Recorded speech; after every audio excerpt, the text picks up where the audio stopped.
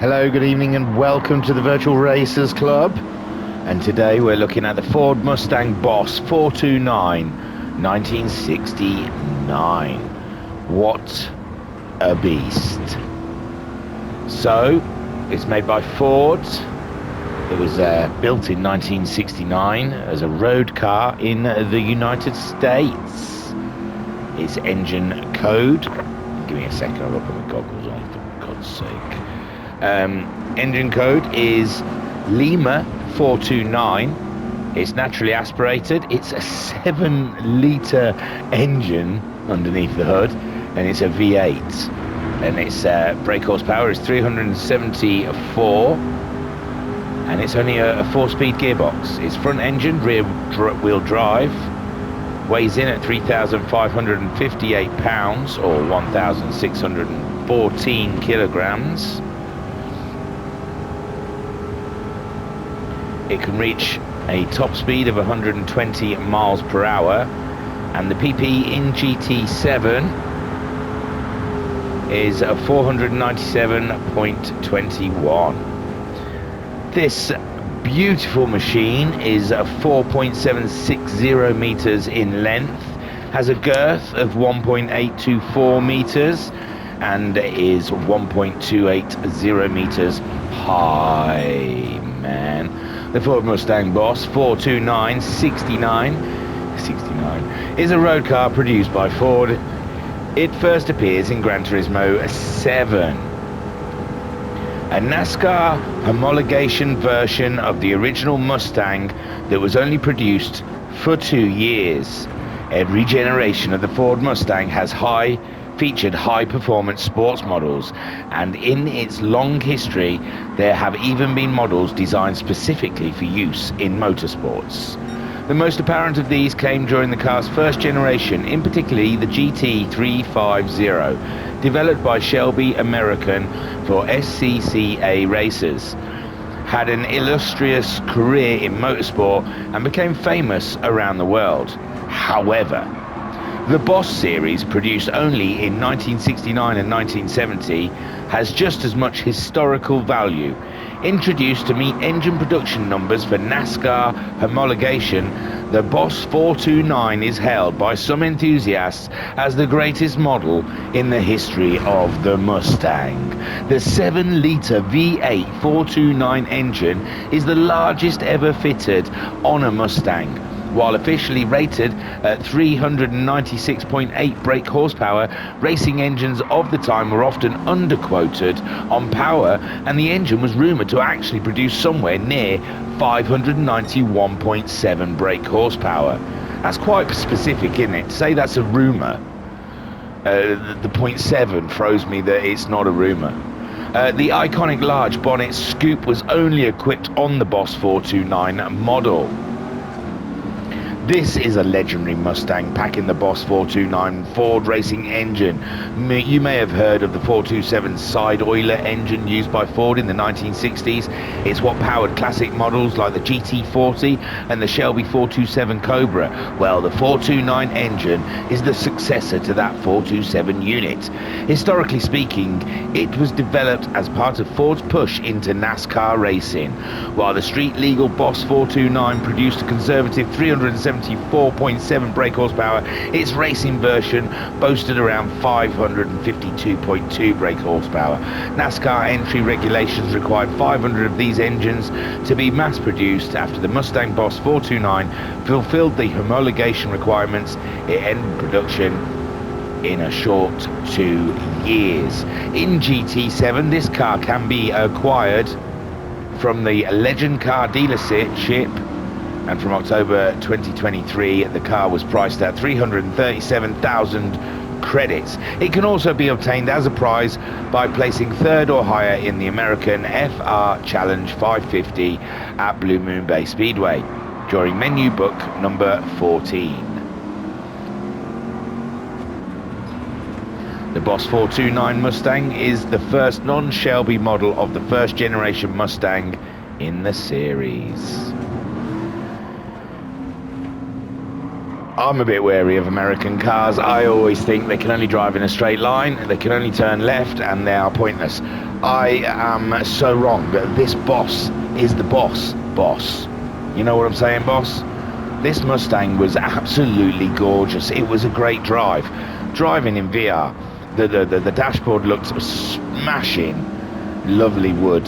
Really, I could almost smell the Old Spice coming out of the dashboard. And the scoop at the front, looking out the front window and seeing that big box in the middle of the bonnet is fantastic. This engine is so hot, we've got to put a box on the bonnet to cool it down. Yes, please, more of. And the car, what a drive. It's springy suspension. I mean, come on, 1969. I think they'd only just invented the spring, so you couldn't expect much, but whoa, the car dices the track like it just doesn't care. It is fantastic. The back end just hangs out enough, just enough to get her straightened up and ready to go again. It's a delicious drive. If you see it, well, take a go, have a go in that American Blue Main, go and race that race that I just said that you win the car at, because you've got to give this car a go. It has to be driven to be believed. It is fantastic. It really is. And don't waste your time on the bonnet view, Cam. Get in car, have a look at that big box sticking up in the middle of the bonnet, just to remind you the innovations that were made in the day. Sir, we've put an engine that's too big for this bonnet. What shall we do? Can we not just put a box on top of the bonnet? We could do. Don't know what it'll look like. Won't matter, it's so fast. People will just say yes. And I say yes, because wowzers, it is fantastic. And around the Nürburgring, a very cornery track, you'd think this car would struggle. And I know it's a V8, so I never felt like I wanted more speed. I wasn't going around thinking, oh, this is just low on grunt. Another gear maybe, but not speed. I was not left for wanting of that. Braking into the corners, solid braking. The only time that tail sort of hung out is if I went down to second gear. Doesn't seem like it wants second gear. And yeah, I had fun. I think you would have fun if you purchased this car, the Mustang Boss 429. I wasn't even really that aware of it, to tell you the truth. I must have won it. And I was looking through for something to take out for your Sunday afternoon with your roast pork and your spuds. So yeah, I was fancying the Shelby, but I haven't got it. I had it on sport, but I don't have it now. So I don't know where that's sold or if it's even in this game. But I found this Mustang Boss, and I gotta say, I enjoyed myself. So next time it's in the legendaries, get yourself down there, get it bought. If not, have a go at Blue Moon Bay Speedway on menu 14. You've probably already done it. That was the Mustang. Buy it. Handbrake. Thank you.